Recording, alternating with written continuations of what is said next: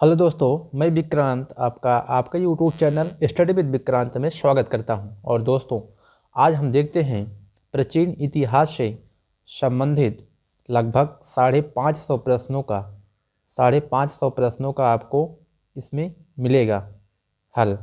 तो दोस्तों, यह सभी प्रश्न आपको तथ्यवार मिलेंगे और प्रश्न उत्तर के साथ भी मिलेंगे। तो दोस्तों, बहुत इम्पोर्टेंट वीडियो है एनटीपीसी के लिए। ये मैराथन है एनटीपीसी के लिए, रामबाण साबित होगा। तो प्राचीन इतिहास से जो भी इम्पोर्टेंट क्वेश्चन होंगे वह सभी इसमें डिस्कस किए जाएंगे। तो एनटीपीसी के साथ ही एसएससी, बैंक, रेलवे, पीसीएस तथा अन्य परीक्षाओं के लिए भी विभिन्न इम्पोर्टेंट होंगे, टेट, सीटेट और जो भी जितने भी जहाँ भी प्राचीन इतिहास का वीडियो आपको मिलेगा उसमें सबसे अच्छी वीडियो रहेगी ये। और इसके पश्चात आपको हर पेपर में, हर परीक्षा में यहाँ से 2 से 3 क्वेश्चन आपको जरूर मिलेंगे। तो दोस्तों, शुरू करते हैं 500 प्रश्नों का, 550 प्रश्नों का सीरीज। यह क्लास लगभग 2 से ढाई घंटे में होने की संभावना है। चलिए शुरू करते हैं। पहले हम देखते हैं हड़प्पा सभ्यता से। तो एक तरफ से हम शुरू करेंगे प्राचीन इतिहास के सभी वीडियो। तो दोस्तों, देखते हैं पहला प्रश्न। पहला है, हड़प्पा सभ्यता का सर्वाधिक मान्यता प्राप्त काल है। तो हड़प्पा सभ्यता का सर्वाधिक मान्यता प्राप्त काल है 2500 ईसा पूर्व से 1750 ईसा पूर्व तक। तो पहला प्रश्न है, हड़प्पा सभ्यता का सर्वाधिक मान्यता प्राप्त काल है 2500 ईसा पूर्व से 1750 ईसा पूर्व तक। दूसरा है, सिंधु घाटी की सभ्यता में घोड़े के अवशेष कहाँ से मिले हैं। सिंधु घाटी की सभ्यता में घोड़े के अवशेष कहाँ से मिले हैं। तो मिला है सुरकोटतर से। तो सुरकोटतर से मिला है सिंधु घाटी की सभ्यता में घोड़े के अवशेष। तीसरा है, सिंधु घाटी स्थल कालीबंगा किस प्रदेश में है। सिंधु घाटी स्थल कालीबंगा वर्तमान समय में किस प्रदेश में है। तो राजस्थान में है। तो राजस्थान में है सिंधु घाटी स्थल कालीबंगा।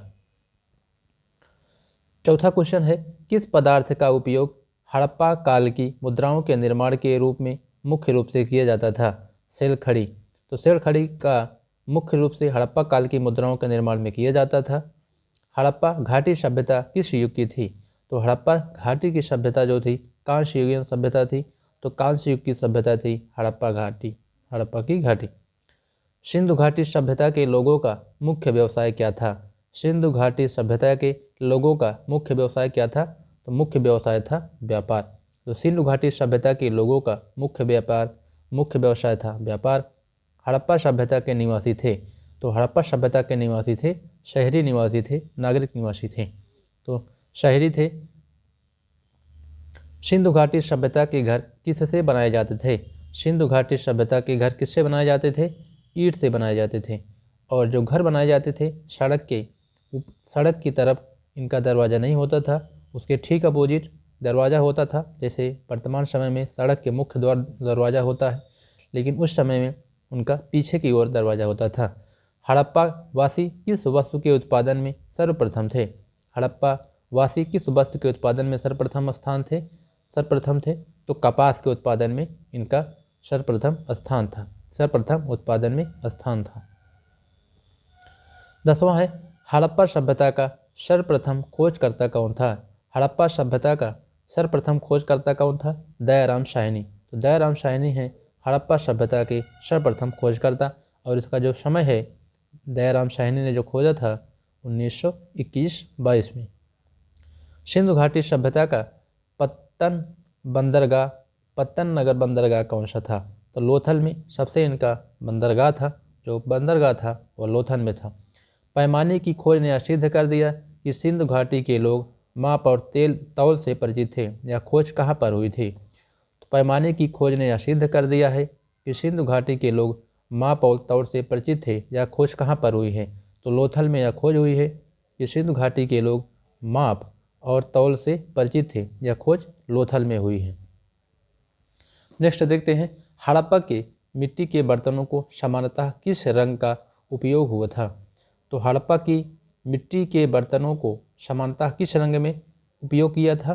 तो लाल में उपयोग किया गया था। तो लाल रंग का उपयोग किया गया था हड़प्पा के मिट्टी के बर्तनों को। सिंधु घाटी सभ्यता की विकसित अवस्था में किस स्थल से घरों में कुओं को अवशेष मिले हैं? तो कुएं के अवशेष मिले हैं सिंधु घाटी में, कहाँ से? मोहनजोदड़ो में। नेक्स्ट देखते हैं 15वां क्वेश्चन। सिंधु घाटी सभ्यता को खोज निकालने में जिन दो भारतीयों का नाम जुड़ा है, दयाराम साहनी एवं राखालदास बनर्जी। तो सिंधु घाटी सभ्यता की खोज निकालने में जिन दो भारतीयों का नाम जुड़ा है वह है दयाराम साहनी और राखालदास बनर्जी। इसका हमने समय बताया है आपको 1921 एवं 22 में।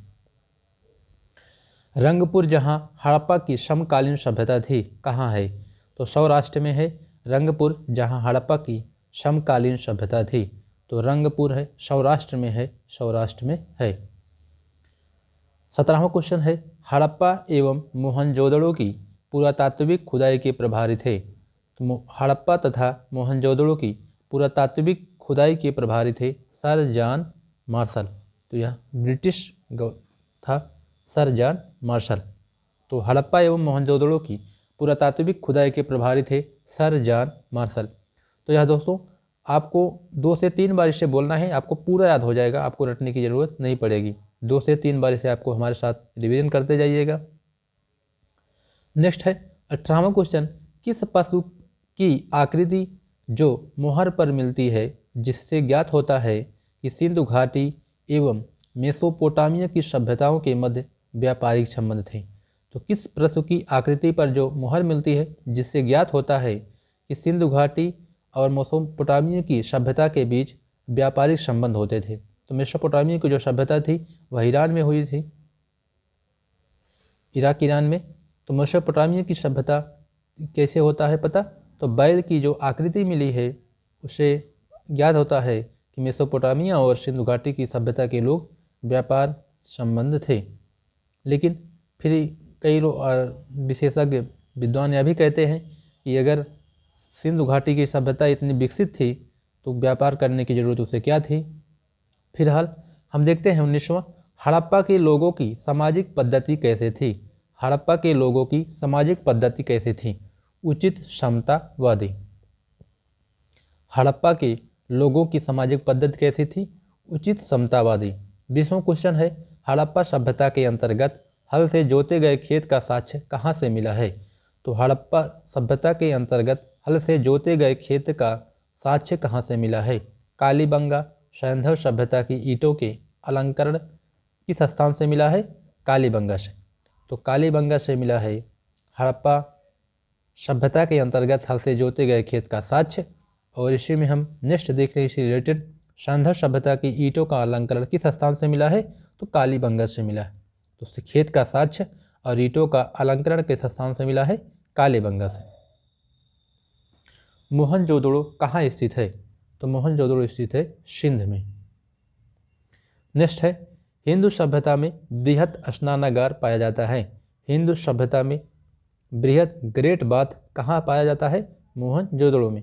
तो ग्रेट बाथ पाया जाता है मोहनजोदड़ो में।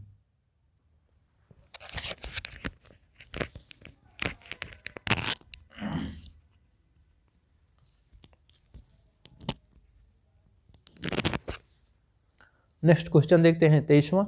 हड़प्पा कालीन स्थलों में अभी तक किस धातु की प्राप्ति नहीं हुई है? हड़प्पा कालीन स्थलों में अभी तक किस धातु की प्राप्ति नहीं हुई है? तो लोहे की, आयरन की प्राप्ति अभी तक नहीं हुई है हड़प्पा कालीन स्थलों में। नेक्स्ट है किस पशु के अवशेष सिंधु घाटी सभ्यता में प्राप्त नहीं हुए हैं? किस पशु के अवशेष सिंधु घाटी सभ्यता में प्राप्त नहीं हुए हैं? गाय के। तो गाय के अवशेष सिंधु घाटी सभ्यता में अभी प्राप्त नहीं हुए हैं। बैल के प्राप्त हुए हैं। स्वतंत्रोत्तर भारत में सबसे अधिक संख्या में हड़प्पा युगीन स्थलों की खोज किस प्रांत में हुई है? तो किस प्रांत में हुई है यहाँ पर हमने नहीं लिया है।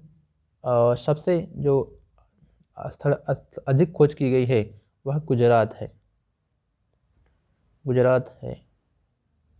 नेक्स्ट है गुजरात किस हड़प्पा कालीन स्थल में से नृत्य मुद्रा वाली स्त्री की कांस्य मूर्ति प्राप्त हुई है? तो गुजरात किस हड़प्पा कालीन स्थल से नृत्य नृत्य जो मुद्रा वाली स्त्री की कांस्य मूर्ति प्राप्त हुई है? मोहनजोदड़ो से। तो मोहनजोदड़ो से प्राप्त हुई है नृत्य स्त्री वाली, नृत्य मुद्रा वाली स्त्री की। तो अभी पाकिस्तान इसकी मांग कर रहा है कि हमें इसको सौंपा दी जाए। तो अभी कल या परसों की ही बात है।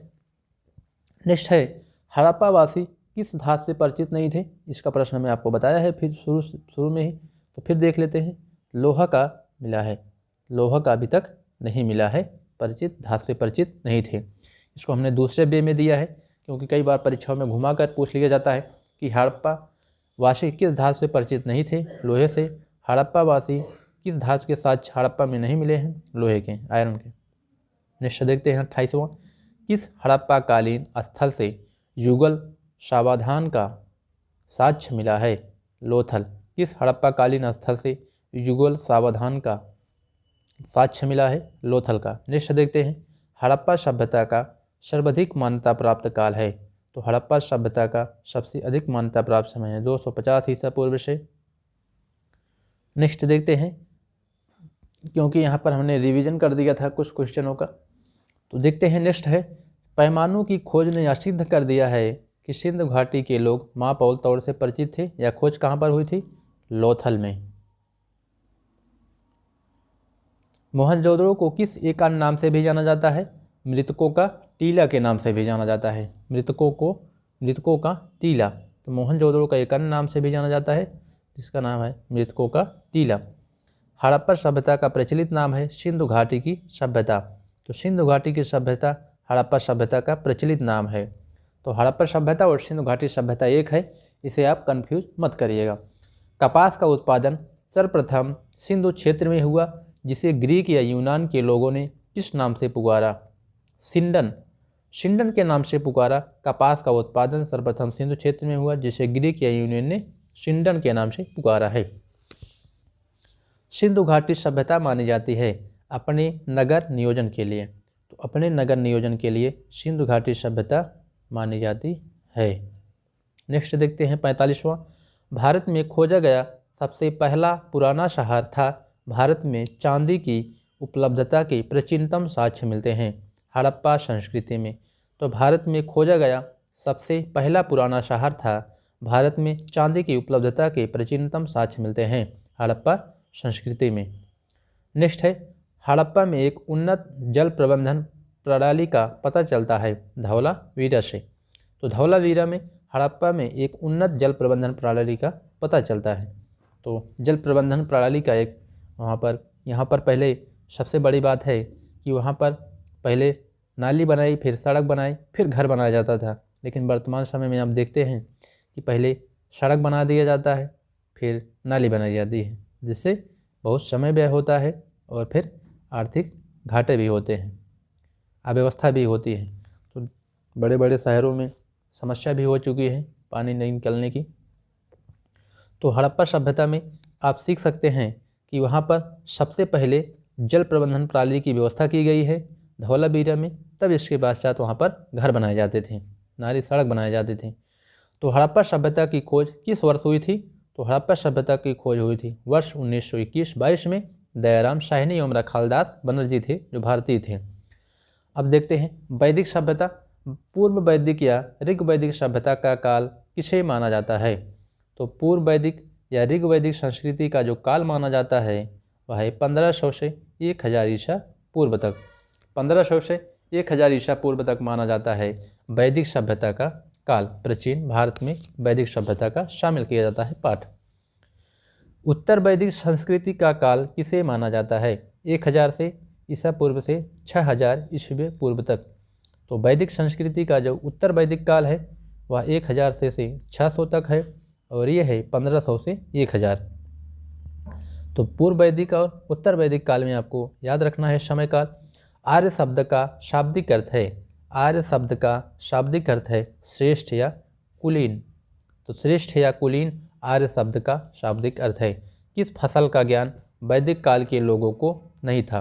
किस फसल का ज्ञान वैदिक लोगों को नहीं था? तो तंबाकू का ज्ञान वैदिक लोगों को नहीं था।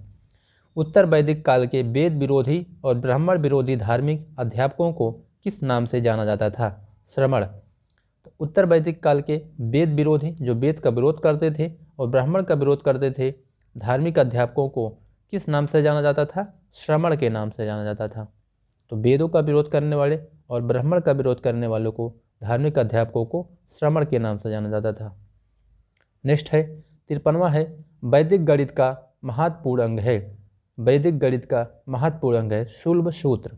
तो वैदिक गणित का महत्वपूर्ण अंग है शुल्ब सूत्र। शुल्ब सूत्र।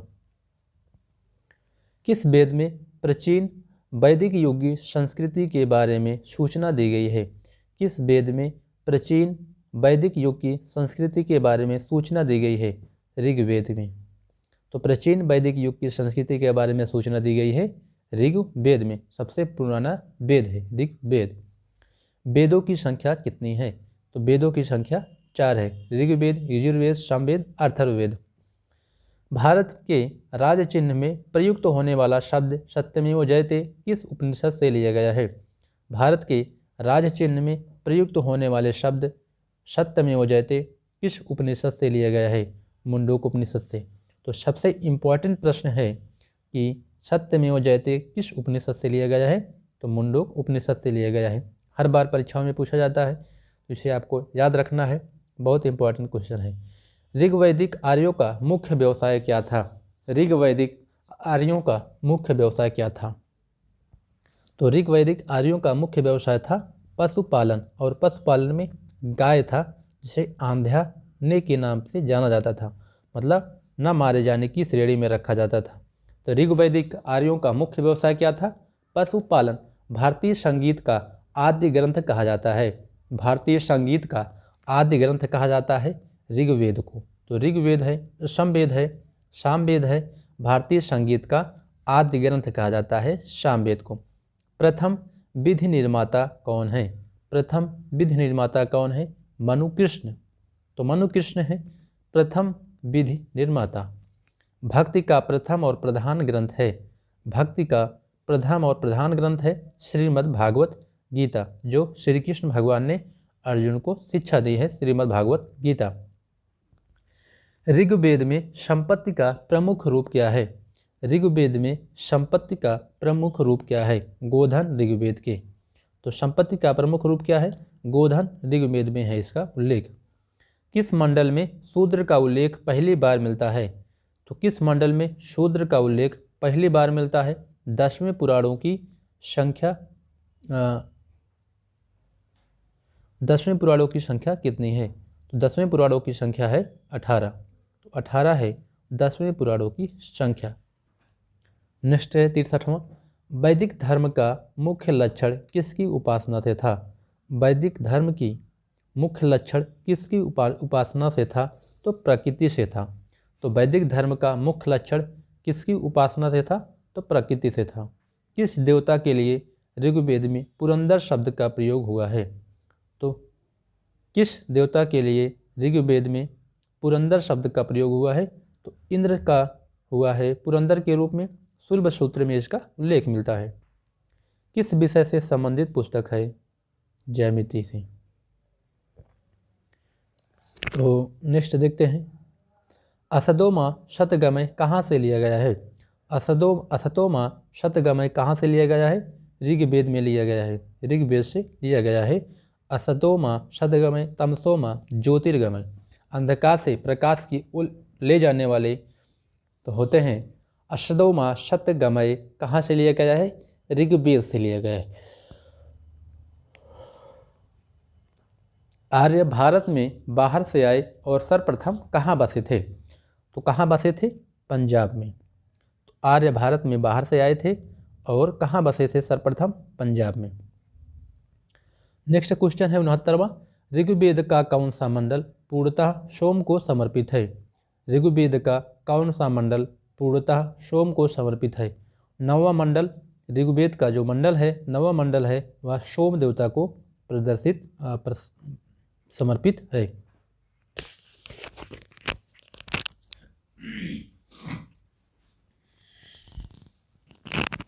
नेक्स्ट देखते हैं 70 क्वेश्चन, प्रसिद्ध 10 राजाओं का युद्ध दासराग राजयुद्ध किस नदी के तट पर लड़ा गया है? तब परशुराणी नदी के तट पर लड़ा गया था। 10 राजाओं का युद्ध, दशराग का युद्ध, तो परशुराणी नदी के तट पर लड़ा गया था। 71वां है धर्मशास्त्रों में भू राजस्व की दर क्या है? तो धर्मशास्त्रों में भू राजस्व की दर है 1/6, 1/6, 1/6। नेक्स्ट देखते हैं 72वां है 800 ईसा पूर्व से 600 ईसा पूर्व का काल किस युग से जुड़ा है? तो ब्राह्मण युग से जुड़ा है 800 ईसा पूर्व से 600 ईसा पूर्व का काल ब्राह्मण युग से संबंधित है। तो आपको हमने एक काल बताया था सबसे पहले 1500 से 1000 ईसा पूर्व तक कौन सा काल है, और 1000 से 600 तक कौन सा काल है? तो ये पूर्व वैदिक काल है और उत्तर वैदिक काल है।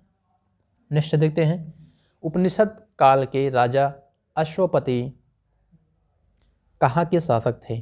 तो केकई के शासक थे। आरंभिक वैदिक साहित्य में सर्वाधिक वर्णित नदी है सिंधु, तो सिंधु है सबसे सर्वाधिक वर्णित नदी सिंधु। अध्यात्म ज्ञान के विषय में नचिकेता और यम का संवाद किस उपनिषद में प्राप्त होता है? कठोपनिषद में। तो अध्यात्म ज्ञान के विषय में नचिकेता और यम का जो संवाद है किस उपनिषद में प्राप्त होता है? कंठोपनिषद में। नेक्स्ट है 76वां क्वेश्चन वैदिक नदी कुभा काबुल का स्थान कहाँ निर्धारित होना चाहिए? तो कहाँ है काबुल? अफगानिस्तान में। तो अफगानिस्तान में वैदिक नदी कुभा का स्थान कहाँ है? तो यह है काबुल में। नेक्स्ट देखते हैं 78 क्वेश्चन कपिल मुनि द्वारा प्रतिपादित दार्शनिक प्रणाली है सांख्य दर्शन। तो कपिल मुनि द्वारा प्रतिपादित दार्शनिक प्रणाली जो है वह सांख्य दर्शन है। भारत के किस स्थल की खुदाई से लौह धातु के प्रचलन का प्राचीनतम प्रमाण मिले हैं? तो प्राचीनतम प्रमाण मिले हैं। यहाँ पर हमने यहाँ भी फिर क्वेश्चन नहीं लिया है, तो इससे हम आपको बताएंगे, नेक्स्ट कमेंट बॉक्स में पिन कर देंगे। नेक्स्ट क्वेश्चन है किस काल में अछूत की अवधारणा स्पष्ट रूप से उदित हुई? तो किस काल में अछूत की अवधारणा स्पष्ट रूप से उदित हुई? धर्मशास्त्र के काल में। तो धर्मशास्त्र के काल में हुई है अछूत की अवधारणा स्पष्ट रूप से उदित। नेक्स्ट है 81वां क्वेश्चन गायत्री मंत्र देवी सावित्री को संबोधित किस पुस्तक में मिलता है? तो ऋग्वेद में। तो ऋग्वेद में है गायत्री मंत्र का उल्लेख मिलता है, देवी सावित्री को संबोधित किया जाता है गायत्री मंत्र। नया दर्शन को प्रचारित किसने किया था? गौतम ने किया था। प्राचीन भारत में निष्क से जाने जाते थे स्वर्ण आभूषण। तो प्राचीन भारत में निष्क से जाने जाते थे स्वर्ण आभूषणों को, सोने के आभूषणों को निष्क से जाना जाता था। योग दर्शन के प्रतिपादक हैं पतंजलि। तो पतंजलि हैं योग दर्शन के प्रतिपादक। तो जो बाबा रामदेव जो करते हैं उसके प्रतिपादक थे पतंजलि। उपनिषद पुस्तकें हैं। उपनिषद पुस्तक है दर्शन पर आधारित है, तो उपनिषद दर्शन पुस्तक की श्रेणी में आता है। पूर्व वैदिक आर्यों का धर्म मुख्यतः था प्रकृति पूजा और यज्ञ। तो प्रकृति पूजा और यज्ञ था। चरक संहिता नामक पुस्तक किस विषय से संबंधित है? तो चरक संहिता नामक पुस्तक किस विषय से संबंधित है? चिकित्सा से। नेक्स्ट देखते हैं यज्ञ संबंधी विधि विधानों का पता चलता है यजुर्वेद से। तो धर्म यज्ञ संबंधी विधि विधानों का पता चलता है यजुर्वेद से। वैदिक योगीन सभा क्या थी? तो मंत्री परिषद थी। तो वैदिक योगीन सभा क्या थी? मंत्री परिषद। वैदिक युग में प्रचलित लोकप्रिय शासन प्रणाली थी। तो वैदिक युग में प्रचलित शासन प्रणाली थी जो वह लोकतंत्र थी। नेक्स्ट है 91वां क्वेश्चन सबसे प्राचीन वेद कौन सा है? हमने आपको बताया ही था सबसे प्राचीन वेद है ऋग्वेद, बहुत बार पूछा जाता है। कौन सा भारतीय दर्शन की आरंभिक विचारधारा है? कौन सा भारतीय दर्शन की आरंभिक विचारधारा है? तो सांख्य दर्शन है भारतीय दर्शन की आरंभिक विचारधारा।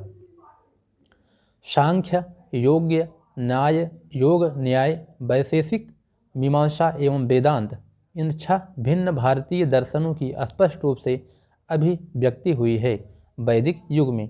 तो सांख्य योग न्याय वैशेषिक मीमांसा एवं वेदांत, इन 6 भिन्न भारतीय दर्शनों की स्पष्ट रूप से अभिव्यक्ति हुई है वैदिक युग में। वह दस्तकारी कौन सी है जो आर्यों द्वारा व्यवहार में नहीं लाई गई थी? लुहार गिरी। तो लुहार गिरी है जो दस्तकारी है वह आर्यों द्वारा व्यवहार में नहीं लाई गई थी, लुहार गिरी। प्राचीनतम व्याकरण अष्टाध्यायी के रचनाकार हैं। प्राचीनतम व्याकरण अष्टाध्यायी के जो रचनाकार हैं उनका नाम है पाणिनि। तो बहुत बार पूछा जाता है कौन सी स्मृति प्राचीनतम है? तो मनुस्मृति है जो प्राचीनतम स्मृति है। आदि काव्य की संज्ञा किसे दी जाती है? आदि काव्य की संज्ञा किसे दी जाती है? तो रामायण को दी जाती है आदि काव्य की संज्ञा। प्राचीनतम पुराण है, तो प्राचीनतम पुराण है जो वह है मत्स्य पुराण। तो प्राचीनतम पुराण है मत्स्य पुराण। नेक्स्ट है 99वां क्वेश्चन, ऋग्वेद में सबसे प्रचलित पवित्र नदी किसे माना गया है? ऋग्वेद में सबसे पवित्र नदी किसे माना गया है? सरस्वती को सबसे पवित्र नदी माना गया है। नेक्स्ट क्वेश्चन देखते हैं 100वां, वैदिक धर्म व जैन धर्म प्राचीन भारत में। तो अब देखते हैं बौद्ध धर्म और जैन धर्म प्राचीन भारत में। देखते हैं नेक्स्ट क्वेश्चन है, गौतम बुद्ध का जन्म हुआ था। तो गौतम बुद्ध का जन्म हुआ था 563 ईसा पूर्व में। तो गौतम बुद्ध जी का जन्म हुआ था 563 ईसा पूर्व में। गौतम बुद्ध का जन्म स्थल था, तो गौतम बुद्ध का जो जन्म स्थल है वह है लुम्बिनी। तो गौतम बुद्ध का जो जन्म स्थल है वह है लुम्बिनी। नेक्स्ट देखते हैं 103वां क्वेश्चन, वह अध्यात्म बौद्ध साहित्य जो बुद्ध के विभिन्न जन्मों की कथाओं के विषय में है क्या है? तो जातक है जो अध्यात्म बौद्ध साहित्य में जो बुद्ध के विभिन्न जन्मों की कथाओं के विषय में है, जातक कथा है। तो त्रिपिटक धर्म ग्रंथ है। तो त्रिपिटक धर्म ग्रंथ जो है वह बौद्धों से संबंधित है। तो दोस्तों बौद्ध साहित्य से जो पुस्तक हैं उनका भी कई बार परीक्षाओं में पूछा जाता है। कई बार पूछा जाता है एक निर्वाण, निर्वाण ये सब क्या हैं? महात्मा बुद्ध जी का जन्म कहाँ हुआ? बौद्ध जी के पिता का नाम क्या था? किस राजा, कौन से उनके पिता राजा थे, कहाँ के? तो बहुत बार पूछा जाता है, जिसे आपको ध्यान से देखना है। बुद्ध ने किस स्थान पर महापरिनिर्वाण मतलब मृत्यु प्राप्त किया था? कुशीनगर में। तो बुद्ध साहित्य में बुद्ध का जो स्थान है वह मृत्यु है स्थान है वह कुशीनगर है। तो कुशीनगर यूपी में है। तो बुद्ध ने किस स्थान पर महापरिनिर्वाण का मतलब है मृत्यु कहाँ हुई थी? तो कुशीनगर में। तो परीक्षाओं में ऐसे भी पूछा जा सकता है कि बुद्ध का मृत्यु कहाँ हुआ था? कुशीनगर में। फिर पूछा जा सकता है कि बुद्ध का महापरिनिर्वाण कहाँ हुआ था? तो कुशीनगर में। फिर पूछा जा सकता है बुद्ध का महापरिनिर्वाण से संबंधित क्या है? पूछ लेगा जन्म, फिर पूछ लेगा ऑप्शन रहेगा जन्म, मृत्यु, प्रथम घटना, प्रथम ज्ञान, उपदेश, ऐसे पूछा जाएगा। तो आपको महापरिनिर्वाण का मतलब है मृत्यु। तो मृत्यु कहाँ पर हुआ था बुद्ध जी का? तो कुशीनगर में हुआ था। भारत में सबसे प्राचीन बिहार है। तो सबसे प्राचीन बिहार है नालंदा विहार। तो भारत में जो बिहार है सबसे प्राचीन बिहार है नालंदा है विहार। तो बिहार का मतलब होता है कि जहाँ पर बौद्ध शिक्षा दी जाती थी, मठ एवं विहारों में दी जाती थी बौद्ध शिक्षा। बुद्ध की मृत्यु के बाद प्रथम बौद्ध संगीत का अध्यक्षता किसने किया है? महाकश्यप ने। तो बुद्ध की मृत्यु के बाद प्रथम बौद्ध साहित्य का जो अध्यक्षता है किसने की है? महाकश्यप ने। नागार्जुन कौन थे? तो नागार्जुन थे बौद्ध दार्शनिक। नागार्जुन थे बौद्ध दार्शनिक। किस नगर में प्रथम बौद्ध संगीत सभा आयोजन किया गया था? राजगृह में। तो प्रथम बौद्ध संगीत सभा का आयोजन कहाँ किया गया था? राजगृह में। तो राजगृह है बिहार, राजगृह बिहार में है वर्तमान समय का। नेक्स्ट देखते हैं 110वां क्वेश्चन है, अष्टांगिक मार्ग की संकल्पना अंग है धर्म चक्र परिवर्तन सूत्र के विषय वस्तु का। तो अष्टांगिक मार्ग की है धर्म चक्र परिवर्तन सूत्र के विषय वस्तु से। मिलिंद पढ़ो राजा मिलिंद और किस बौद्ध भिक्षु के मध्य संवाद के रूप में है? नागसेन। तो मिलिंद पंदो है बौद्ध भिक्षु के जो संवाद है वह नागसेन और राजा मिलिंद के है बारे में संवाद।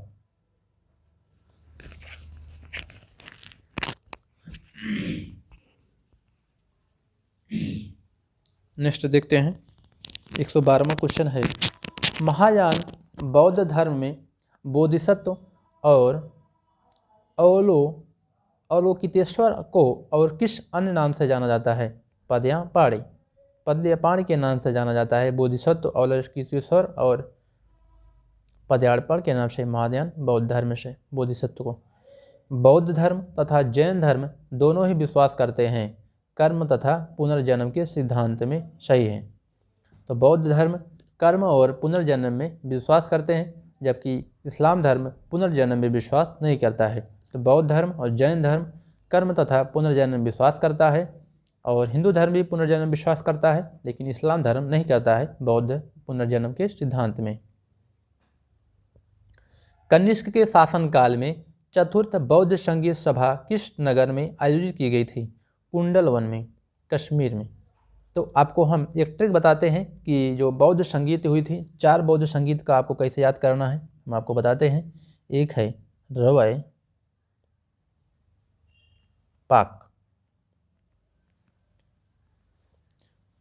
पाक, इससे आपको याद सकते हैं।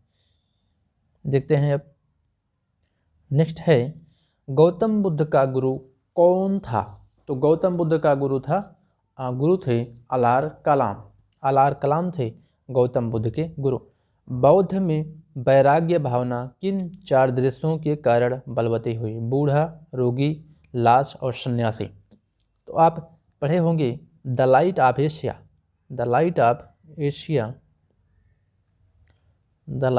अगर आप पढ़े हों तो उसमें बढ़िया से इसका विस्तृत वर्णन दिया गया है कि कैसे कैसे किस जो प्रकार से उन्हें बूढ़ा मिलता है, फिर रोगी मिलता है, फिर लाश मिलता है, फिर सन्यासी मिलता है।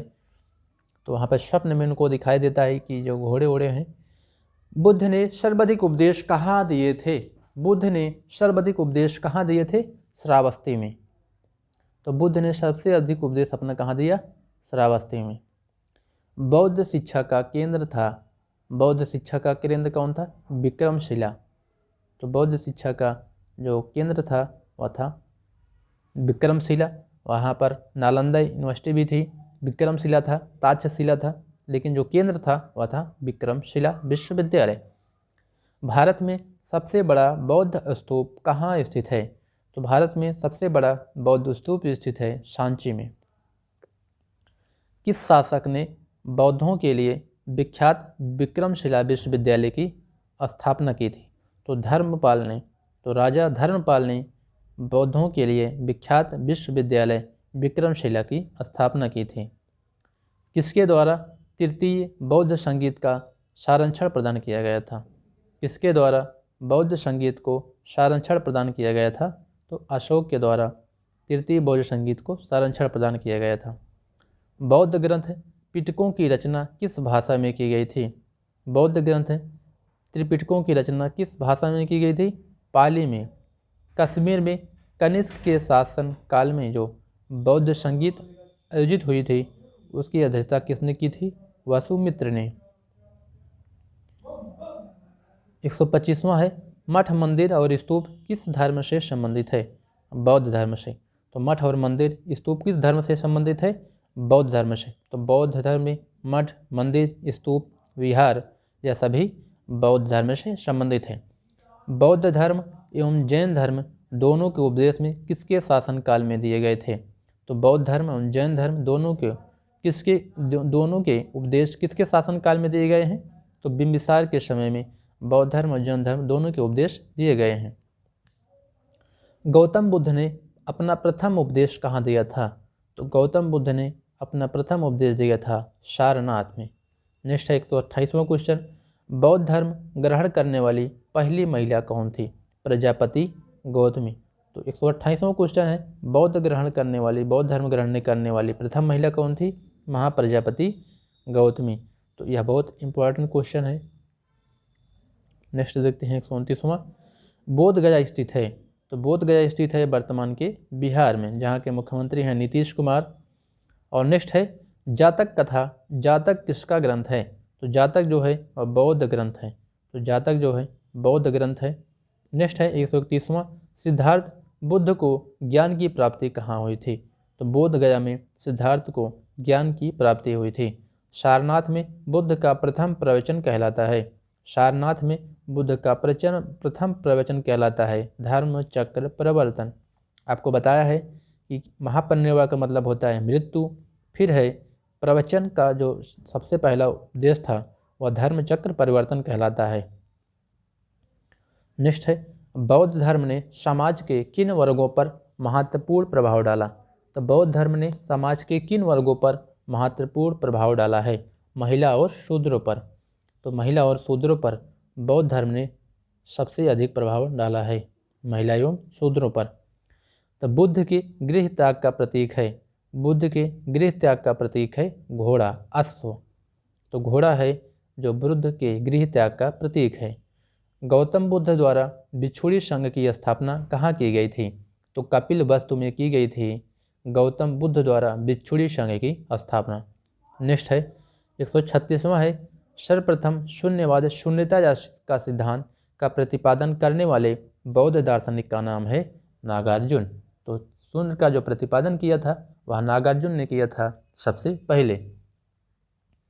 किस शासक के शासनकाल में नेपाल में बौद्ध धर्म का गमन हुआ था? तो बौद्ध का जो गमन हुआ था नेपाल में अशोक के शासनकाल में हुआ था। सांची क्यों विख्यात है? सबसे बड़ा बौद्ध स्तूप है बिहार में, इसलिए यह विख्यात है। नेक्स्ट देखते हैं 139वां क्वेश्चन है किस भाषा का ज़्यादा प्रयोग बौद्धवाद के प्रचार के लिए किया गया है? किस भाषा का प्रयोग बौद्धवाद के प्रचार के लिए किया गया है? तो पाली का प्रयोग किया गया है। तो पाली का प्रयोग किया गया है बौद्ध के प्रचार के लिए। किसे एशिया की रोशनी द लाइट ऑफ एशिया कहा जाता है? तो गौतम बुद्ध को एशिया की रोशनी द लाइट ऑफ एशिया कहा जाता है। हमने आपको बताया है कि इंटर या हाई स्कूल में एक बुक है जिसका नाम है द लाइट ऑफ एशिया, शायद इंटर में है।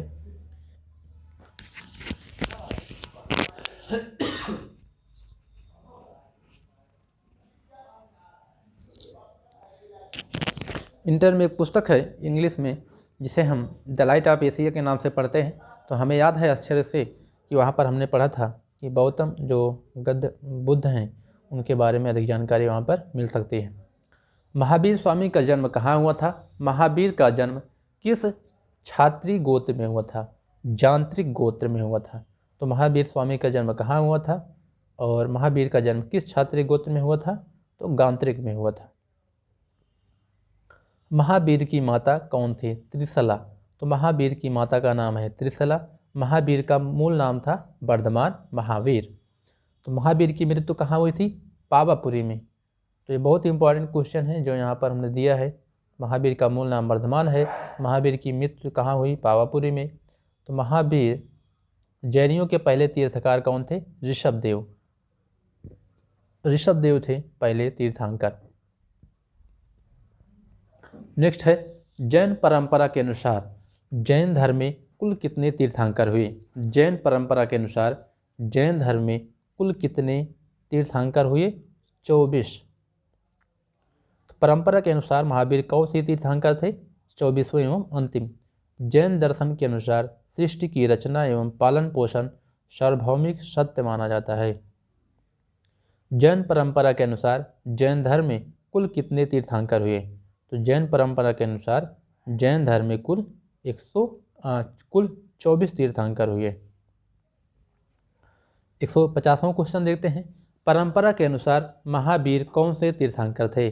परंपरा के अनुसार महावीर कौन से तीर्थंकर थे? 24वें थे। तो परंपरा के अनुसार महावीर 24वें तीर्थंकर थे। जैन दर्शन के अनुसार सृष्टि की रचना एवं पालन पोषण हुआ है सार्वभौमिक सत्य से हुआ है। तो सार्वभौमिक सत्य से हुआ है जैन दर्शन के अनुसार सृष्टि की रचना एवं पालन पोषण। नेक्स्ट है 152वां। जैन समुदाय में प्रथम विभाजन के श्वेतांबर संप्रदाय के संस्थापक थे स्थूलभद्र। तो स्थूलभद्र हैं श्वेतांबर संप्रदाय के संस्थापक, जो सबसे पहला विघटन हुआ है जैन धर्म में। जैन तीर्थंकर पार्श्वनाथ द्वारा प्रतिपादित 4 महाव्रतों में महावीर स्वामी ने 5वें महाव्रत के रूप में क्या जोड़ा है? ब्रह्मचर्य। तो इसके पहले 4 व्रत थे, महाव्रत थे, लेकिन महावीर स्वामी ने एक 5वां महाव्रत जोड़ा, उसका नाम है महाब्रह्मचर्य। आपको याद रखना है कि पांचों ब्रह्मचर्य जोड़ा है स्वामी वर्धमान महावीर जी ने। नेक्स्ट है, भगवान महावीर का प्रथम शिष्य कौन था? तो भगवान महावीर का प्रथम शिष्य कौन था? चमाली। त्रिरत्न सिद्धांत सम्यक धारणा, सम्यक चरित्र, सम्यक ज्ञान जिस धर्म की महिमा है वह धर्म है। त्रिरत्न सिद्धांत सम्यक धारणा, सम्यक चरित्र, सम्यक ज्ञान जिस धर्म की महिमा है, तो जैन धर्म की है। तो त्रिरत्न की जो सिद्धांत है वह जैन धर्म से संबंधित है। दिलवाला के जैन मंदिरों का निर्माण किसने करवाया था? चालुक्यों एवं सोलंकियों ने करवाया था। चालुक्य एवं सोलंकियों ने दिलवाड़ा के जैन मंदिरों का निर्माण कराया था, चालुक्य एवं सोलंकियों ने। नेक्स्ट देखते हैं अब मौर्य काल। तो मौर्य काल हम देखते हैं, मौर्य काल में आपको यहाँ पर चंद्रगुप्त भी मिलेंगे और चाणक्य भी मिलेंगे। चाणक्य और चंद्रगुप्त, विष्णुगुप्त भी मिलेंगे यहाँ पर। अब देखते हैं 157वां क्वेश्चन है, मौर्य साम्राज्य की स्थापना किसने की थी? तो मौर्य साम्राज्य की स्थापना की थी चंद्रगुप्त मौर्य ने। तो मौर्य साम्राज्य की स्थापना की थी चंद्रगुप्त मौर्य ने। और मौर्य काल का है जो समय है वह 322 ईसा पूर्व से 185 ईसा पूर्व है। मौर्य साम्राज्य में प्रचलित मुद्रा का नाम है। तो मौर्य साम्राज्य में प्रचलित मुद्रा का नाम है पड़। तो पड़ है बौद्ध मौर्य साम्राज्य में प्रचलित मुद्रा। नेक्स्ट है 159वां क्वेश्चन है, अशोक का उत्तराधिकारी कौन था? अशोक का उत्तराधिकारी था कुणाल। मुद्रा राक्षस का लेखक कौन है? तो मुद्रा राक्षस का लेखक है विशाख दत्त। वह व्यक्ति कौन है जिसका नाम देवान प्रियदर्शी था और तो अशोक को कई नामों से जाना जाता है। तो मौर्य सम्राट जो था अशोक, उसको कई नामों से जाना जाता है, जिसका नाम देवान प्रियदर्शी भी था। तो मौर्य सम्राट अशोक का है। कौटिल्य चाणक्य किसका प्रधानमंत्री था? कौटिल्य चाणक्य किसका प्रधानमंत्री था? चंद्रगुप्त मौर्य का। तो चाणक्य को घनानंद ने धक्का देकर अपने दरबार से बाहर निकाल दिया था। तब से उन्होंने प्रतिज्ञा ली थी कि हम एक नया वंश बनाएंगे जिसका नाम था मौर्य वंश। तो कलिंग विजय के उपरांत अशोक महान ने किस धर्म को अंगीकार कर लिया था? तो कलिंग विजय के उपरांत अशोक महान ने किस धर्म को स्वीकार कर लिया? तो बौद्ध धर्म को। तो बौद्ध धर्म आपको पढ़ा ही चुका है हमने। चंद्रगुप्त के शासन विस्तार में किसने मुख्य रूप से मदद की थी? तो चाणक्य ने। चंद्रगुप्त के शासन विस्तार में किसने मुख्य रूप से मदद की थी? तो चाणक्य ने, विष्णुगुप्त ने, कौटिल्य ने। सांची किस कला व मूर्ति का कला का निरूपण करता है? तो बौद्ध का। सांची किस कला व मूर्ति का निरूपण करता है? तो बौद्ध का। नेक्स्ट देखते हैं 167वां क्वेश्चन, सम्राट अशोक की वह पत्नी कौन थी जिसने उसको प्रभावित किया था? कारुवाकी ने उसे प्रभावित किया था, जो पत्नी थी। अशोक ने अपने सभी अभिलेखों में एकरूपता से किस प्रकृति का उपयोग किया है? तो किस भाषा का प्रयोग किया है? मगधी भाषा। तो अपने अशोक ने सभी एकरूपता में किस प्रकृति का उपयोग किया? मगधी का। नेक्स्ट देखते हैं 168 क्वेश्चन, बिंदुसार ने विद्रोहियों को कुचलने के लिए अशोक को कहाँ भेजा था? तो बिंदुसार ने विद्रोहियों को कुचलने के लिए अशोक को भेजा था ताक्षशिला। मेगास्थनीज ने भारतीय समाज को कितने श्रेणियों में विभाजित किया था? तो मेगास्थनीज ने भारतीय समाज को 7 श्रेणियों में विभाजित किया था। तो 7 श्रेणियों में मेगास्थनीज ने भारतीय समाज को विभाजित किया था। कौटिल्य के अर्थशास्त्र में किस पहलू पर प्रकाश डाला गया है?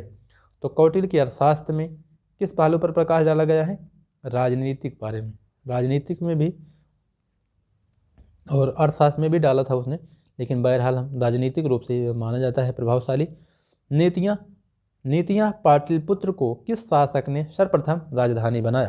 तो चंद्रगुप्त ने पाटलिपुत्र को सबसे पहली राजधानी बनाया था। मौर्य पाटलिपुत्र में स्थित चंद्रगुप्त का महल मुख्यतः बना था लकड़ी का। तो मौर्य जो पाटलिपुत्र में स्थित चंद्रगुप्त की पहला जो भवन था, महल था, उसका निर्माण किया था लकड़ी का बनाया गया था। बराबर गया जिला की गुफाओं का उपयोग किसने आश्रय गृह के रूप में किया था? आजीविकों ने आश्रय गृह के रूप में किया था। किस अभिलेख से यह साबित होता है कि चंद्रगुप्त का प्रभाव पश्चिम भारत तक फैला हुआ था? रुद्रदामन का जूनागढ़ अभिलेख से पहला पता चलता है।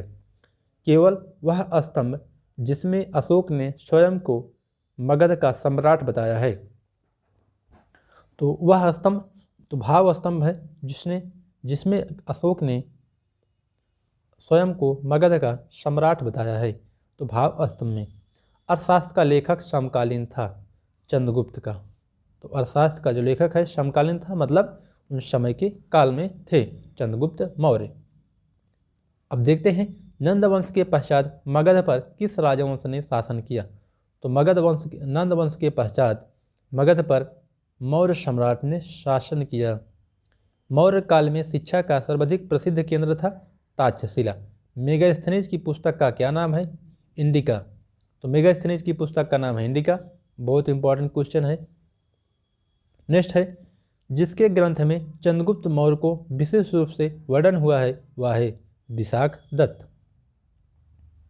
तो जिसके ग्रंथ में चंद्रगुप्त मौर्य का विशेष रूप से वर्णन हुआ है वह है विशाख दत्त। नेक्स्ट है 183वां, वह स्त्रोत जिसमें पाटलिपुत्र के प्रशासन का वर्णन उपलब्ध है वह है इंडिका। तो पाटलिपुत्र के प्रशासन का वर्णन उपलब्ध है किसमें? इंडिका में। तो मेगास्थनीज ने इंडिका लिखा है। नेक्स्ट है 84वां क्वेश्चन अशोक के शिलालेखों में प्रयुक्त भाषा है प्राकृत। तो अशोक के शिलालेखों में प्रयुक्त भाषा है प्राकृत और जो महावीर बौद्ध में जो ग्रंथ हैं वह सभी लिखे हैं पाली भाषा में। तो पाली और प्राकृत में आपको अंतर ध्यान देना है। तो मौर्य जो है वह प्राकृत से संबंधित है, जो बौद्ध है वह पाली से संबंधित है। तो प्रथम भारतीय साम्राज्य किसके द्वारा स्थापित किया गया? चंद्रगुप्त मौर्य द्वारा स्थापित किया गया पहला साम्राज्य। उत्तराखंड में अशोक का एक शिलालेख स्थित है कालसी में। सांची का स्तूप किसने बनाया? अशोक ने बनवाया था, जो सबसे माना जाना स्तूप है, सबसे बड़ा स्तूप भी है। अशोक के शिलालेखों को पढ़ने वाला प्रथम अंग्रेज कौन था? जेम्स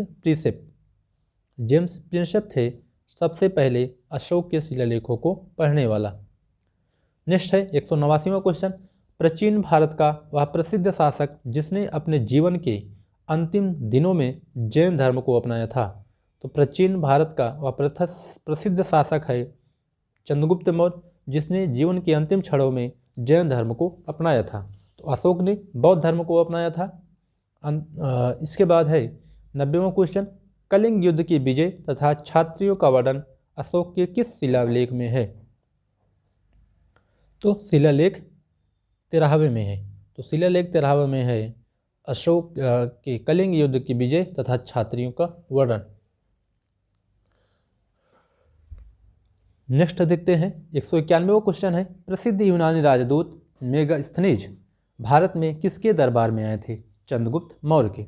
नेक्स्ट क्वेश्चन है 192वां, चंद्रगुप्त मौर्य ने सेल्यूकस को कब पराजित किया था? 305 ईसा पूर्व में। तो चंद्रगुप्त मौर्य ने सेल्यूकस को कब पराजित किया था? 305 ईसा पूर्व में। भारतीय लिखने की कला नहीं जानते थे, यह किसकी उक्ति है? तो भारतीय लिखने की कला नहीं जानते हैं, यह उक्ति है मेगास्थनीज कहा है कि भारत के लोग लिखना नहीं जानते हैं, मेगास्थनीज ने कहा है। और मेगास्थनीज की पुस्तक हमने आपको बताया है, उसके पुस्तक का नाम है इंडिका। नेक्स्ट है, मौर्य काल में गुप्तचरों को क्या कहा जाता था? तो मौर्य काल में गुप्तचरों को क्या कहा जाता था? गूढ़ पुरुष।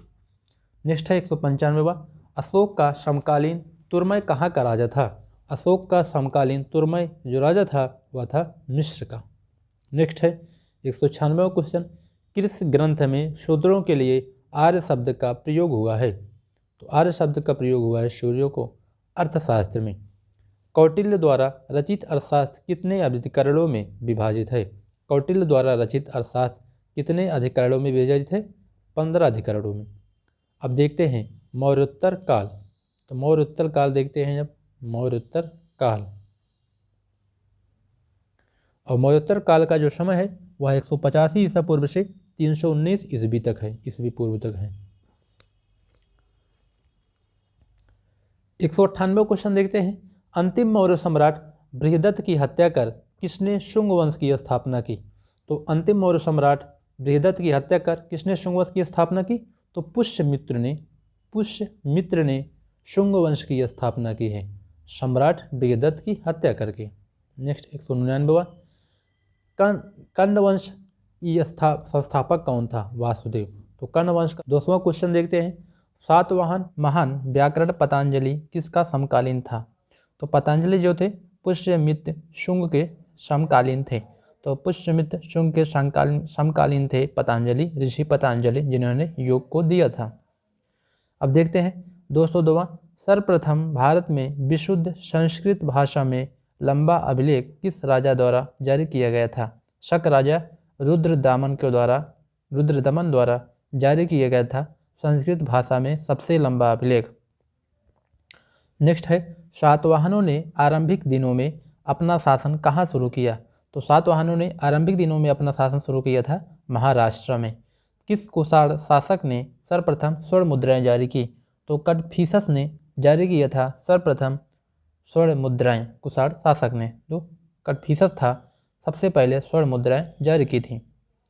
205वां है, किस वंश के शासकों ने छत्र प्रणाली का प्रयोग किया था? शकों ने छत्र प्रणाली का प्रयोग किया था। 206वां क्वेश्चन, कुषाण शासक में सबसे अधिक विकास किस क्षेत्र में हुआ था? कुषाण काल के शासकों में सबसे अधिक विकास हुआ था वास्तुकला के क्षेत्र में। तो वास्तुकला के क्षेत्र में सबसे अधिक विकास हुआ था कुषाण के शासकों में, कुषाण काल के शासकों में। 207वां है, भारत में प्रथम बार सैनिक शासन किसके द्वारा व्यवहार में लाया गया? तो भारत में प्रथम बार सैनिक शासन जो व्यवहार में लाया गया था वह था ग्रीक द्वारा। 208वां क्वेश्चन देखते हैं। ईसा पूर्व दूसरी सदी के प्रारंभ में उत्तरी अफगानिस्तान में स्थापित भारत यूनानी राज्य था बैक्ट्रिया। तो ईसा पूर्व दूसरी सदी के प्रारंभ में उत्तरी अफगानिस्तान में स्थापित भारत यूनानी राज्य था बैक्ट्रिया। सर्वप्रथम रोम के साथ किन लोगों का व्यापार प्रारंभ हुआ? तो सर्वप्रथम रोम के साथ तामिलों एवं चेरों का व्यापार प्रारंभ हुआ। तो तामिलों एवं चेरों का व्यापार सर्वप्रथम रोम के साथ प्रारंभ हुआ। सातवाहनों ने सब पहले स्थानीय अधिकारियों के रूप में काम किया था मौर्यों के अधीन। सातवाहनों ने पहले स्थानीय अधिकारियों के रूप में कार्य किया था मौर्यों के अधीन सातवाहनों ने। नेक्स्ट देखते हैं 210वां है, वह महानतम कुषाण नेता कौन था जो बौद्ध बन गया था? तो कनिष्क था जो महानतम कुषाण नेता बन गया था, जो महानतम कुषाण नेता था बौद्ध बन गया था। कुषाण काल के दौरान मूर्ति कला की गांधार शैली किसका मिश्रण था? तो भारत ग्रीक शैली का मिश्रण था। तो भारत ग्रीक शैली का मिश्रण था मूर्ति कला की जो गांधार शैली है। देखते हैं नेक्स्ट क्वेश्चन है, रोम साम्राज्य के अनुसरण पर किस वंश के शासकों ने सीजर की उपाधि ग्रहण की? कैसर सीजर की उपाधि ग्रहण की? तो कुषाण की। प्राचीन भारत में किसने नियमित रूप से सोने के सिक्के चलाए? तो प्राचीन भारत में नियमित रूप से सोने के सिक्के चलाए थे कुषाणों ने। मौर्यों के बाद दक्षिण भारत में सबसे प्रभावशाली राज्य था। तो मौर्यों के बाद दक्षिण भारत में सबसे प्रभावशाली राज्य था सातवाहन। नेक्स्ट देखते हैं 214वां है, बुद्ध की खड़ी प्रतिमा किस काल में बनाई गई? तो बुद्ध की खड़ी प्रतिमा बनाई गई थी कुषाण काल में। तो कुषाण काल में महात्मा बुद्ध की खड़ी प्रतिमा बनाई गई थी। शुंग वंश के बाद किस वंश ने भारत पर राज किया? तो शुंग वंश के बाद भारत पर जो राज किया था वह कर्ण वंश था। फिर देखते हैं किस चीनी जनरल ने कनिष्क को हराया था? किस चीनी जनरल ने कनिष्क को हराया था? पेन चाउ को। तो पेन चाउ को चीनी जनरल था कनिष्क को हराया था। उत्तरी तथा उत्तरी पश्चिमी भारत में सर्वाधिक संख्या में तांबे के सिक्के को जारी किया था। तो उत्तरी तथा पश्चिमी भारत के सर्वाधिक सिक्के तांबे के सिक्के जारी किया था कुषाणों ने। 218वां क्वेश्चन देखते हैं, विक्रम संवत कब से प्रारंभ हुआ था? तो विक्रम संवत जो प्रारंभ हुआ था वह 57 ईसा पूर्व से कनिष्क द्वारा प्रारंभ किया गया था, जो अभी हिंदी पंचांग में विक्रम संवत आपको देखने को मिलता है। कुषाण ने चलाया था, कनिष्क ने। तो अब देखते हैं नेक्स्ट क्वेश्चन 219वां, सातवाहन शासकों की राजकीय भाषा थी। तो सातवाहन शासकों की जो राजकीय भाषा थी वह थी प्राकृति। 220वां क्वेश्चन, जो कला शैली भारतीय और ग्रीक यूनानी शैली का मिश्रण है उसे कहते हैं? जो कला शैली भारतीय और ग्रीक शैली का मिश्रण है, यूनानी शैली का मिश्रण है, उसे कहते हैं गांधार शैली। नेक्स्ट क्वेश्चन देखते हैं 221वां, कनिष्क की राजधानी थी। तो कनिष्क की राजधानी क्या थी? पुरुषपुर। तो कनिष्क की राजधानी थी पुरुषपुर। पुरुषपुर किसका दूसरा नाम है? तो पुरुषपुर दूसरा नाम है पेशावर का। तो वर्तमान में जो पेशावर है पाकिस्तान में, उसकी जो दूसरा नाम है पेशावर है पुरुषपुर का। देखते हैं नेक्स्ट क्वेश्चन 223वां, चरक किसके राज्य चिकित्सक थे? तो चरक जो थे कनिष्क के चिकित्सक थे। नेक्स्ट क्वेश्चन बहुत इंपॉर्टेंट है 223 नंबर क्वेश्चन, ताक्षशिला के प्रसिद्ध स्थल होने का कारण क्या था? तो ताक्षशिला के प्रसिद्ध स्थल होने का कारण था गांधार कला। नेक्स्ट क्वेश्चन 225वां देखते हैं, भारत में सर्वप्रथम स्वर्ण मुद्राएं किसने चलाई? तो भारत में सर्वप्रथम स्वर्ण मुद्राएं चलाई थी इंडो बैक्टीरियन ने। तो बहुत इंपॉर्टेंट क्वेश्चन है, बहुत बार परीक्षाओं में पूछा जाता है कि सबसे पहले भारत में स्वर्ण मुद्रा किसने चलाई? तो वो थे इंडो बैक्टीरियन। नेक्स्ट क्वेश्चन 226वां देखते हैं, किस संग्रहालय में कुषाणकालीन मूर्तियों का संग्रह अधिक मात्रा में है? मथुरा संग्रहालय। किस वंश के शासकों ने ब्राह्मणों एवं बौद्ध भिक्षुओं को करमुक्त भूमि या गांव प्रदान देने की प्रथा प्रारंभ की थी? तो सातवाहनों ने प्रारंभ की थी। यहाँ पे हमने 228 नंबर नहीं है, तो ये क्वेश्चन एक ही है। तो सातवाहनों ने बौद्ध एवं ब्राह्मण भिक्षुओं को गांव भूमि देने की प्रथा शुरू की। 229वां क्वेश्चन देखते हैं, भारतीय रंगमंच में यवनिका प्रथा का शुभारंभ किसने किया था? तो भारतीय रंगमंच में प्रथा का शुभारंभ किया था यूनानियों ने। भारतीयों का महारेशम मार्ग सिल्क रूट किसने आरंभ कराया? तो कनिष्क ने भारतीयों का महारेशम मार्ग आरंभ कराया। शक सावंत का प्रारंभ किस सम्राट के शासनकाल में 78 ईसा पूर्व में हुआ था? तो कनिष्क के शासनकाल में हुआ था। नेक्स्ट 232वां देखते हैं, ताक्षशिला विश्वविद्यालय स्थित था। तो ताक्षशिला भारत में स्थित था, टूट गया है। प्राचीन काल में कलिंग का महान शासक कौन था? तो खारवेल थे प्राचीन काल में कलिंग का महान शासक, जो कलिंग बहुत माना जाना है कलिंग का युद्ध। संगम काल, अब देखते हैं संगम काल प्राचीन भारत का। 233वां क्वेश्चन है संगम काल से, संगम केंद्र युग में और उरेयूर किस लिए विख्यात था? तो कपास के व्यापार के लिए महत्वपूर्ण था संगम केंद्र में उरेयूर, जो प्रसिद्ध हुआ कपास के व्यापार के लिए। देखते हैं नेक्स्ट क्वेश्चन है 235वां, तुल्लकपियम ग्रंथ संबंधित है। जो तुल्लकपियम ग्रंथ है वह व्याकरण और काव्य से संबंधित है। धार्मिक कविताओं का संकलन कुरल किस भाषा में है? तो कुरल जो है वह तमिल भाषा में है। धार्मिक कविताओं का संकलन कुरल जो है वह तमिल भाषा में है। किस संगम युगीन राज्य के सारक्षण में 3 संगमों का आयोजन किया गया? तो पांड्य के समय में 3 संगम का आयोजन किया गया था। लाल चेर के नाम से प्रसिद्ध वह चेर शासक कौन था जिसने कन्नगी पत्तनी के मंदिर का निर्माण कराया था? तो सेनगुट्टवन उसका नाम था, सेनगुट्टवन लाल चेर के नाम से प्रसिद्ध शासक था। तमिल भाषा में शिल्पदिकारम और मणिमेखलाई नामक गौरव ग्रंथ किससे संबंधित है? तो हिंदू धर्म से संबंधित है शिल्पदिकारम और मणिमेखलाई गौरव ग्रंथ। 240वां है, कौन संगम युगीन व्याकरण रचना सर्वाधिक महत्वपूर्ण रचना मानी गई है? तो तोल्काप्पियम जो मानी गई है संगम युगीन व्याकरण रचनाएं सर्वाधिक महत्वपूर्ण मानी गई है। नेक्स्ट क्वेश्चन है, मुजरिस किस राज्य का प्रमुख बंदरगाह था? तो मुजरिस जो बंदरगाह था वह चेर का बंदरगाह था। 242वां क्वेश्चन देखते हैं, प्राचीनतम तमिल देवता मुरुगन किस वैदिक देवता का सदृश है? स्कंद का, कार्तिकेय का। नेक्स्ट क्वेश्चन 243वां देखते हैं, तमिल काव्य का इलियड किसे कहा जाता है? तमिल काव्य का इलियड कहा जाता है शिल्पदिकारम को। चेर वंश का शासन किस क्षेत्र पर था? तो चेर वंश का शासन था केरल पर। नेक्स्ट क्वेश्चन देखते हैं, चेर वंश का प्रसिद्ध शासक कौन था? तो चेर वंश का प्रसिद्ध शासक था सेनगुट्टवन। तो सेनगुट्टवन था चेर वंश का प्रसिद्ध शासक। नेक्स्ट क्वेश्चन देखते हैं 246वां, चोल वंश का प्रसिद्ध शासक कौन था? तो चोल वंश का प्रमुख शासक था कारिकल और चेर वंश का प्रसिद्ध शासक था सेनगुट्टवन। तो चोल काल में सूती वस्त्र उद्योग का प्रमुख केंद्र था। तो चोल वंश में चोल काल में जो सूती वस्त्र का उद्योग केंद्र था वह था उरयूर। आपको हमने बताया है। तो कापास कहाँ था? उरयूर का था। तो कापास जहाँ था वहीं पर यह भी था, उरयूर वस्त्र उद्योग के लिए। अब नेक्स्ट देखते हैं गुप्त काल 319 ईसा पूर्व से ईसा पूर्व से 540 ईस्वी है। ये ईसा पूर्व नहीं है, हमने यहाँ पर थोड़ा सा गलत लिखा है। तो ईस्वी से है। नेक्स्ट देखते हैं 248वां क्वेश्चन, गुप्त वंश का संस्थापक कौन था? तो गुप्त वंश का संस्थापक जो था वह था श्रीगुप्त। श्रीगुप्त था गुप्त वंश का संस्थापक। श्रीगुप्त यहाँ पर लिख लीजिएगा, यहाँ पर श्रीगुप्त ही है, यहाँ पत्ता लिखना था। नेक्स्ट है 249वां क्वेश्चन है, गुप्त किसके सामंत थे? तो गुप्त थे कुषाणों के सामंत।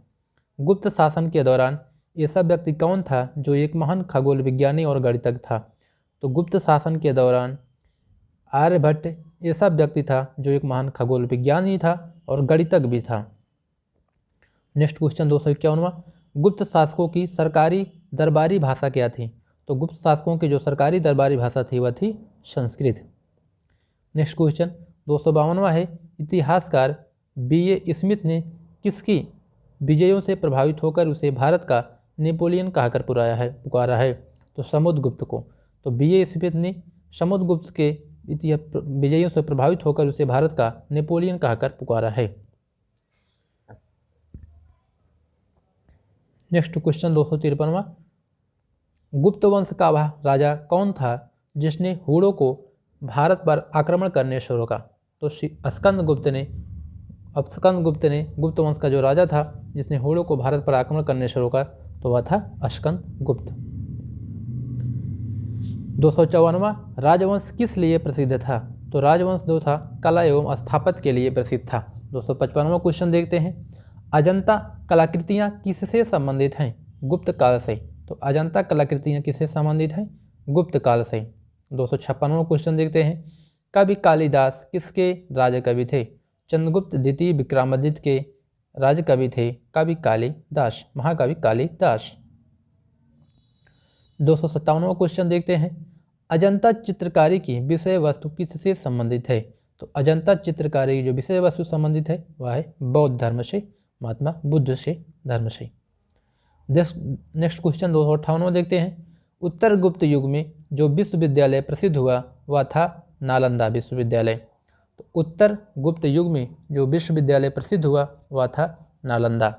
नेक्स्ट क्वेश्चन देखते हैं 259वां, एरड़ अभिलेख का संबंध किस शेष शासक से संबंधित है? किस शासक से है? तो भानुगुप्त से है अब एरड़ अभिलेख का संबंध। नेक्स्ट क्वेश्चन 260वां देखते हैं, फाहियान किसके शासन काल में भारत आया था? तो फाहियान आया था चंद्रगुप्त द्वितीय के शासन काल में। भारतीय संस्कृति का स्वर्ण युग गोल्डन एज था। तो भारतीय संस्कृति का जो स्वर्ण युग था वह था गुप्त काल। बहुत इंपॉर्टेंट है। 259वां क्वेश्चन, फाहियान कहाँ का निवासी था? तो फाहियान कहाँ का निवासी था? चीन का था। और सेतुबंध का रचनाकार प्रवरसेन द्वितीय किस वंश का शासक था? तो वाकाटक का शासक था। सेतुबंध का जो रचनाकार है प्रवरसेन द्वितीय। नेक्स्ट क्वेश्चन 264वां, किस गुप्तकालीन शासक को कविराज कहा गया? तो किस गुप्तकालीन शासक को कविराज कहा गया? समुद्रगुप्त को। 265वां क्वेश्चन देखते हैं, स्कंदगुप्त को किस स्तंभ लेख में शाका प्रेम कहा गया? काहोम स्तंभ लेख में। तो स्कंदगुप्त को किस स्तंभ लेख में शाका प्रेम कहा गया? तो काहोम स्तंभ लेख में कहा गया। नेक्स्ट क्वेश्चन 266वां देखते हैं, नगरों का क्रमिक पतन किस काल की एक महत्वपूर्ण विशेषता थी? तो नगरों का क्रमिक परिवर्तन, क्रम से परिवर्तन होता गया, यह पतन किस काल की एक महत्वपूर्ण विशेषता थी? तो गुप्त काल की विशेषता थी। नेक्स्ट 267वां क्वेश्चन देखते हैं, किस वंश के शासकों ने मंदिरों एवं ब्राह्मणों को सबसे अधिक ग्राम अनुदान दिया था, भूमि दिया था? तो गुप्त वंश के शासकों ने ब्राह्मणों एवं मंदिरों को सबसे अधिक ग्रामानुदान भूमि दी थी गुप्त वंश के शासकों ने। 267 क्वेश्चन देखते हैं। दिल्ली के मेहरौली में के कुव्वत उल इस्लाम मस्जिद के प्रांगण में स्थित प्रसिद्ध लौह स्तंभ किसकी स्मृति में है? तो चंद्रगुप्त की स्मृति में है। मेहरौली में कुव्वत उल इस्लाम मस्जिद के प्रांगण में स्थित लौह स्मृति स्तंभ।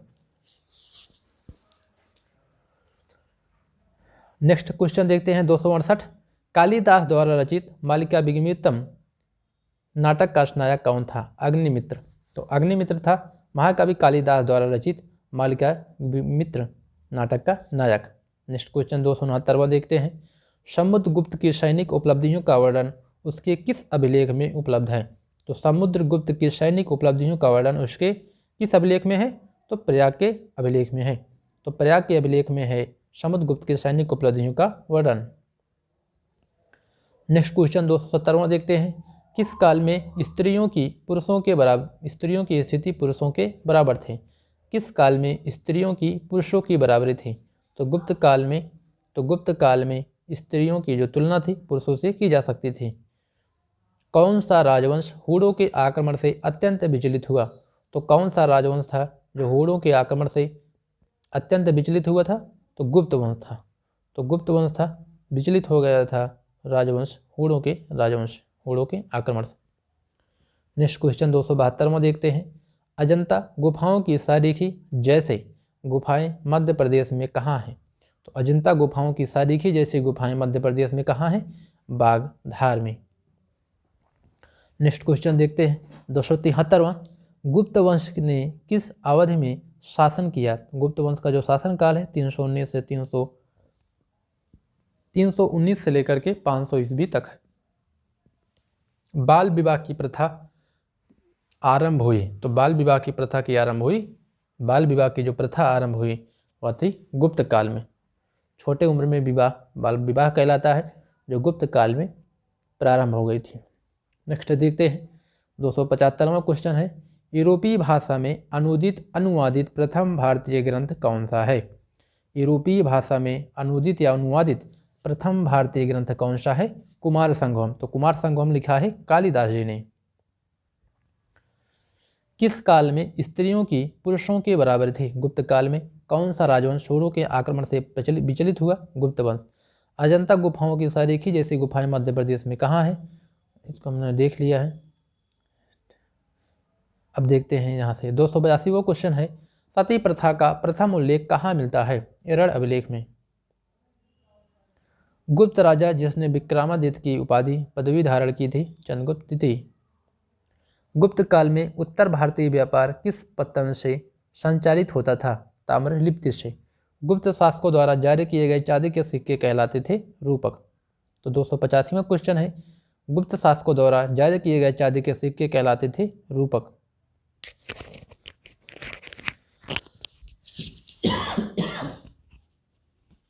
नेक्स्ट क्वेश्चन देखते हैं 282वां।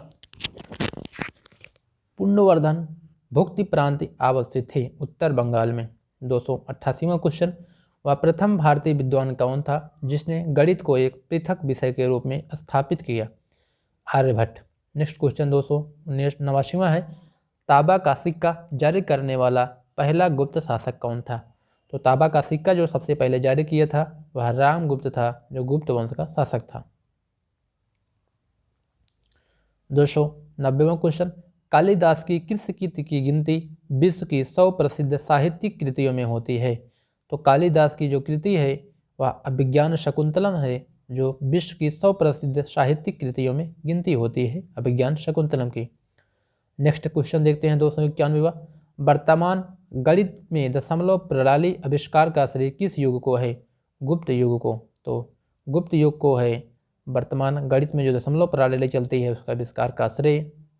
गुप्त काल के सर्वाधिक लोकप्रिय देवता कौन थे?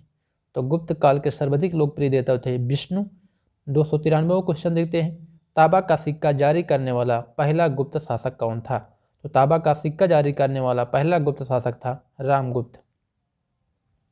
Next question. कालिदास की किस कृति की गिनती विश्व की 100 प्रसिद्ध अभिज्ञान शकुंतलम। कुछ क्वेश्चन हमने यहाँ पर रिपीटेड लिया है, हो जाता है गलती। गुप्त। अब देखते हैं नालंदा विश्वविद्यालय की स्थापना का युग है तो गुप्त युग है। फाहियान किसके शासनकाल में भारत आया तो चंद्रगुप्त द्वितीय के। अब देखते हैं नेक्स्ट क्वेश्चन, गुप्त शासन के दौरान निम्नलिखित में से ऐसा कौन व्यक्ति था जो एक महान खगोल विज्ञानी और गणितज्ञ था। आर्यभट्ट। तो एसएससी मैट्रिक्स में पूछा गया है। नेक्स्ट क्वेश्चन देखते हैं, गुप्त काल में उत्तर भारतीय व्यापार निम्नलिखित में से किस एक पत्तन से होता था तो ताम्रलिप्ति पत्तन से होता था। झारखंड पुलिस में पूछा गया क्वेश्चन है। तो वर्तमान गणित में दशमलव प्रणाली का आविष्कार का श्रेय किस युग को है, गुप्त युग को है। अब देखते हैं, रिपीटेड क्वेश्चन नहीं है, यहाँ पर कुछ हमने घुमा फिरा कर इसे पूछा जाता है, उसे हमने यहाँ पर दिया है। वह प्रथम भारतीय विद्वान कौन था जिसने गणित को एक पृथक विषय के रूप में स्थापित किया तो आर्यभट्ट ने। नेक्स्ट क्वेश्चन है, सर्व राजोचिष्ठेता सभी राजाओं को उखाड़ फेंकने वाले की उपाधि किसने धारण की थी, समुद्रगुप्त ने। नेक्स्ट क्वेश्चन है 307वां है, दिल्ली के मेहरौली में कुब्बतुल इस्लाम मस्जिद का निर्माण किस में है तो किस स्मृति में है, चंद्रगुप्त द्वितीय की। तो बस दोस्तों, हम आपको यहाँ पर मान देते हैं कि 300 क्वेश्चन तक हमने यहाँ पूरा कर दिया है। यह वीडियो बहुत लंबा जाएगा, लगभग हमें उम्मीद है कि यहाँ से लगभग 1.5 से 2 घंटे करीब हो गए होंगे, इसलिए हम इस वीडियो लेक्चर को यहीं पर समाप्त करते हैं 300 क्वेश्चन के पश्चात। और आपका जो इसके आगे मिलेंगे 200 क्वेश्चन, इसका पार्ट 2 में हम आपको दे देंगे। तो दोस्तों बस आज के लिए इतना ही, समय देने के लिए बहुत बहुत धन्यवाद। और इतने इंपॉर्टेंट प्रश्न हैं, यह आपको सभी देना है। यहाँ पर हमने लगभग 300 प्रश्न हमने दिया है। 300 प्रश्न में हम मान लेते हैं कि 2-3 प्रश्न हमने कुछ रिपीटेड किए क्वेश्चन हो गए हैं। तो बस दोस्तों, धन्यवाद समय देने के लिए। प्लीज़ चैनल को लाइक, सब्सक्राइब और शेयर करना मत भूलिएगा। धन्यवाद।